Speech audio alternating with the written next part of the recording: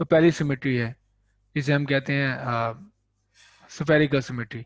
तो spherical symmetry में ये है कि आपके पास एक इंसुलेटिंग सॉलिड स्फेयर है और जिसका रेडियस ए है uniform charge density and total charge Q.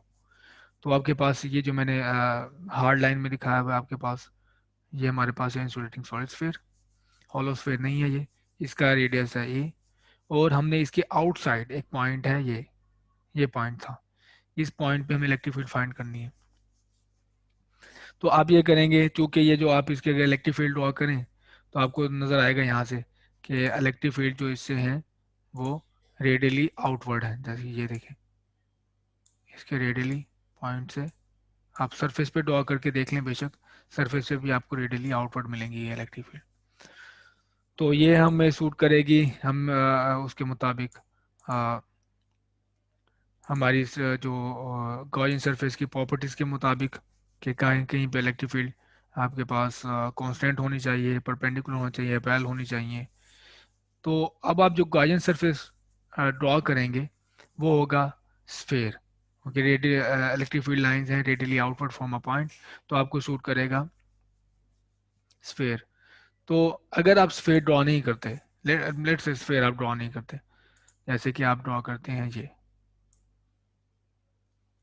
ये बॉक्स ड्रॉ करते हैं, तो आप यहाँ से बआसानी देख सकते हैं कि इसकी अगर आपने इलेक्ट्रिक फील्ड कैलकुलेट करनी हो तो इसके सेंटर से इस कॉर्नर का वो डिस्टेंस अलग है, इस सेंटर से इस पॉइंट का डिस्टेंस अलग है, इस सेंटर से इस पॉइंट का डिस्टेंस अलग है। तो हर पॉइंट पे इलेक्ट्रिक फील्ड की वैल्यू कांस्टेंट नहीं होगी, हर पॉइंट पे इलेक्ट्रिक फील्ड की वैल्यू चेंज हो रही होगी, एक चीज़। दूसरी चीज़ कि आपके पास हर पॉइंट पे जो इलेक्ट्रिक फील्ड ये जो डायरेक्शन है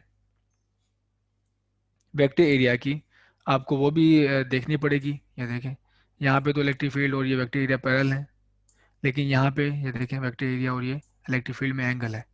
यहाँ पे देख लें, यहाँ पे वेक्टर एरिया इस तरफ होगा और इलेक्ट्रिक फील्ड उसके दरम्यान में एंगल है। तो ये देखें, ये पोर्शन ऑफ सरफेस पे कई जगहों पे आपको हर जगह पे इलेक्ट्रिक फील्ड भी कैलकुलेट करनी पड़ेगी, क्योंकि यहाँ पे इलेक्ट्रिक फील्ड अलग होगी, यहाँ पे इलेक्ट्रिक फील्ड अलग होगी। और आपको हर पॉइंट पे डॉट प्रोडक्ट भी खुद से एवेलुएट करना होगा।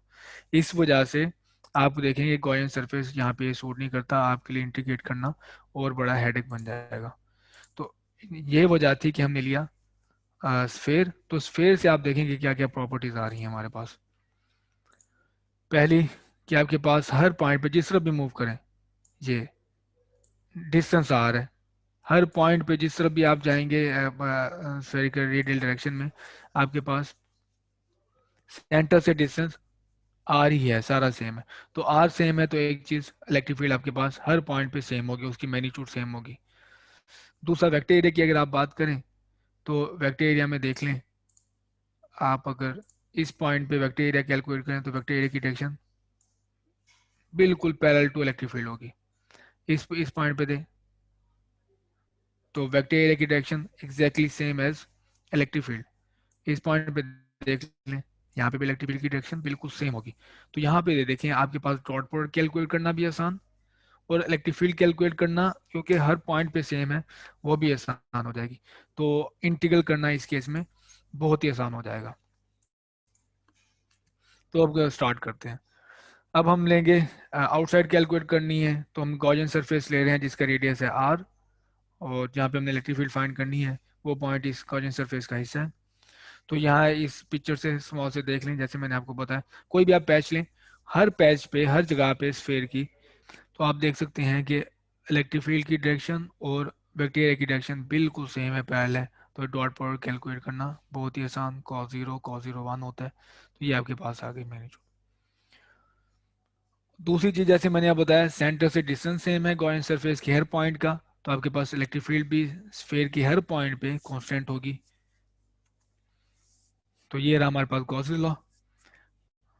Flux for close surface is equal to E dot D A और integration over a close surface. तो जैसे मैंने बताया डॉट प्रोडक्ट हमारे पास ई डी ए है, और दूसरी चीज स्फेयर के हर पॉइंट पे इलेक्ट्रिक फील्ड कांस्टेंट है, तो इसको हम इंटीग्रेशन से बाहर ले लेंगे। अब सिर्फ ये इंटीग्रेशन है over a area D A, ठीक है। तो अब अगर आप एरिया इंटीग्रेट करते हैं पूरे स्फेयर का, तो आपके पास टोटल आएगा स्फेयर का एरिया। तो स्फेयर का एरिया आपके इस केस में रेडियस आर है, स्फेयर का एरिया हमारे पास बन जाएगा 4 पाई r स्क्वायर। तो ये मैंने यहाँ पे पुट कर दिया। और चूँकि क्लोज गॉजियन सरफेस में से जो फ्लक्स है आपके पास वो इक्वल टू होता है charge enclose by that surface. तो ये हमारे पास है चार्ज, टोटल चार्ज हमने ये देख लिया कि इसके ऊपर क्या है, क्यू है। तो आपने जो गॉसियन सरफेस लिया हुआ है, अ, सारा का सारा चार्ज उसके अंदर आ रहा है, जो इंसुलेटिंग स्फीयर के ऊपर है वो क्यू है, और एप्सिलॉन नॉट। तो flux through a close surface is equal to charge enclose by that surface divide by epsilon naught. तो अब सिर्फ आप इसको 4 पाई r स्क्वायर को इस तरफ ले जाएं तो वो बन जाएगा ये Q over 4 pi epsilon naught 1/r² is equal to E.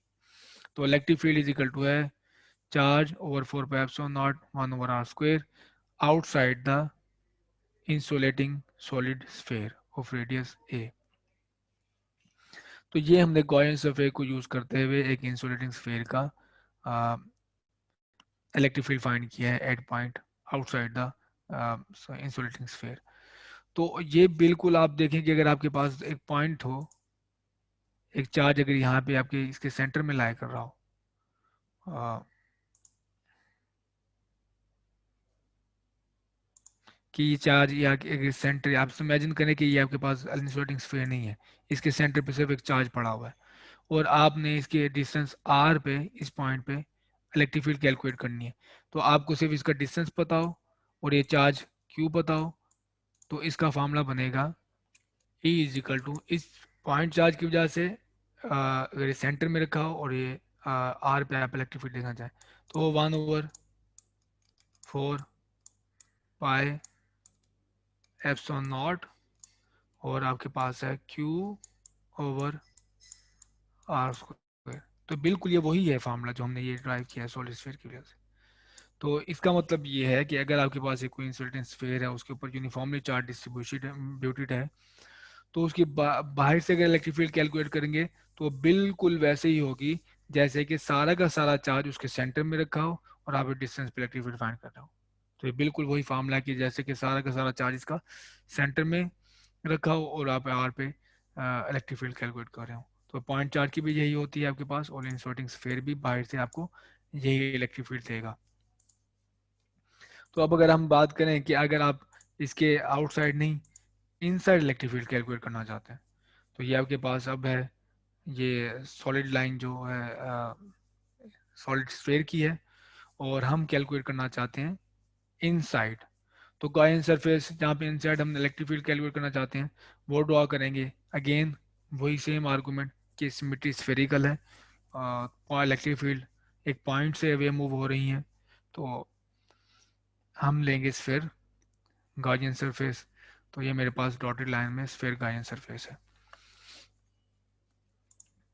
तो अब इस केस में हमें पता है गॉसियन सरफेस, गॉसी लॉ अप्लाई करने के लिए आपको वो चार्ज चाहिए होता है जो गॉसियन सरफेस के अंदर है, टोटल चार्ज नहीं। हमें वो चार्ज चाहिए जो गॉसियन स्फीयर के अंदर है। पहले तो हमने गॉसियन स्फीयर बाहर ड्रॉ किया था, सारा का सारा चार्ज उसी में आ जाता था, लेकिन अब हमारे पास ऐसा है कि गॉसियन सरफेस स्फीयर हमने अंदर ड्रॉ किया है, और जो चार्ज इसमें इनक्लोज हुआ है हमें वो कैलकुलेट करना है। तो वो देख लें पहले हम कैसे कैलकुलेट करते हैं। तो क्यू इनक्लोज है जो गॉसियन सरफेस स्फीयर के अंदर है, is equal to rho over V, rho into V prime, और वी प्राइम हमारे पास जो गॉसियन स्फीयर का वॉल्यूम है, तो वो वॉल्यूम होता है गॉसियन स्फीयर का 4/3 पाई r क्यूब। तो रो इंटू 4/3 पाई r क्यूब, ये हमारे पास चार्ज इनक्लोज है। तो अब हम गॉसी लॉ को यूज़ कर सकते हैं, बिल्कुल वही सेम आर्गूमेंट है, क्योंकि हमारे पास जो गॉसियन स्फीयर है वो स्फीयर ही है, स्फीयर की शेप है उसकी। तो इलेक्ट्रिक फील्ड हर पॉइंट पे डिस्टेंस आर है सेंटर से, इलेक्ट्रिक फील्ड कांस्टेंट होगी। इलेक्ट्रिक फील्ड और वेक्टर एरिया की डायरेक्शन दोनों की सेम है जैसे में हमने पहले देखा। तो टोटल एरिया पुट करेंगे स्फीयर का तो वो आएगा 4 पाई r²। और close flux through close surface is equal to charge in close by that surface over epsilon naught. तो चार्ज इन क्लोज हमने कैलकुलेट किया rho into 4/3 pi r cube. तो ये रहा मेरे पास। तो इसको आप रीअरेंज करेंगे, जैसे ये है इलेक्ट्रिक फील्ड, ये आपके पास इलेक्ट्रिक फील्ड, और इस तरफ ये है पाई, पाई से कैंसिल, फोर, फोर से कैंसिल, और ये आर स्क्वायर यहाँ से आर क्यूब के साथ एक आर आ जाएगा। तो ये बन जाएगा आपके पास रो और एप्सिलॉन नॉट, यहाँ से 3 आ गया और यहाँ से आर। तो आपके पास ये इलेक्ट्रिक फील्ड है inside the solid insulating sphere. तो ये इंसुलेटिंग है, ये भी बात याद रखनी है। तो इसको थोड़ा सा एलिगेंट बनाते हैं कि रो लेट से हमें नहीं गिवन, हमें तो टोटल चार्ज गिवन है, तो टोटल चार्ज फॉर्म की हम देखना चाहते हैं। तो रो इस केस में भी आपके पास कांस्टेंट है क्योंकि यूनिफॉर्म है हमारे पास रो। तो आप छोटे वॉल्यूम से लें या फिर आप बड़े वॉल्यूम से कैलकुलेट करें रो को, तो आपके पास वैल्यू बिल्कुल सेम आएगी। तो इस पे केस में हमने वॉल्यूम अगर बड़ा लें, यही जो टोटल वॉल्यूम है इसका, तो नीचे टोटल वॉल्यूम आएगा, फिर चार्ज भी इसका जो सॉलिड स्फीयर का टोटल चार्ज है वो आएगा हमारे पास। ठीक है, अगर आप पहले हमने देखा रो इज इक्वल टू जो जिससे हमने कैलकुलेट किया है वो है Q enclosed divide by V prime. क्योंकि वॉल्यूम हमने छोटा लिया था तो चार्ज भी उसी के अंदर जो है वो ही आया, तो ये भी वो रो होगा। और अगर आप वॉल्यूम बढ़ा लेते हैं तो चार्ज भी जो इस वॉल्यूम के अंदर है आपको वही लेना पड़ेगा। तो फिर भी आपके पास बिल्कुल रो सेम आएगा क्योंकि वॉल्यूम यहाँ से जैसे बढ़ रहा है उसी तरह से चार्ज भी आपका बढ़ रहा है यूनिफॉर्मली।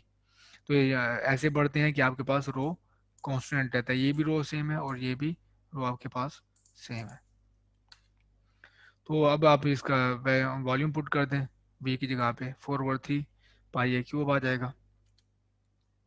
रीअरेंज कर लेते हैं रो की वैल्यू यहाँ से इसमें पुट कर देते हैं यहाँ पे रो की जगह पे। तो रो की वैल्यू पुट की Q/4/3 पाई ए क्यूब, ये वैल्यू पुट कर दी। तो यहाँ से कुछ कैंसिलेशन हो जाएगी। और अगर आप एप्सिलॉन नॉट नॉट की वैल्यू पुट कर दें, एप्सिलॉन नॉट की वैल्यू होती है, आपने के की तो वैल्यू देखी है, के की वैल्यू होती है के इज इक्वल टू 1 और कूलम कांस्टेंट है ये 4 पाई एप्सिलॉन नॉट। तो ये हमारे पास है के। अगर आप एप्सिलॉन नॉट को इसे ले आए और के को नीचे ले जाएं तो आप एप्सिलॉन नॉट की वैल्यू निकाल सकते हैं।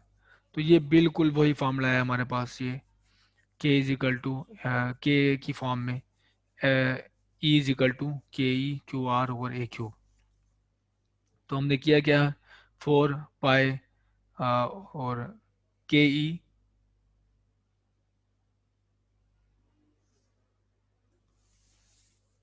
पुट किया है हमने एप्सिलॉन नॉट की जगह पे। तो एप्सिलॉन नॉट की जगह पे हमने पुट किया 4 पाई ए की के ई। तो हमारे पास फार्मूला आ गया ये।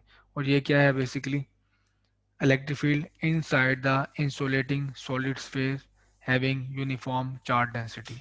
तो यूनिफॉर्म चार्ज डेंसिटी हो, इंसर्टिंग स्फीयर हो, तो आपके पास इलेक्ट्रिक फील्ड ये होती है। आउटसाइड इलेक्ट्रिक फील्ड है हमारे पास, इसको इकट्ठा लिख लेते हैं। आउटसाइड इलेक्ट्रिक फील्ड है K E Q over R square, ये है आउटसाइड इलेक्ट्रिक फील्ड।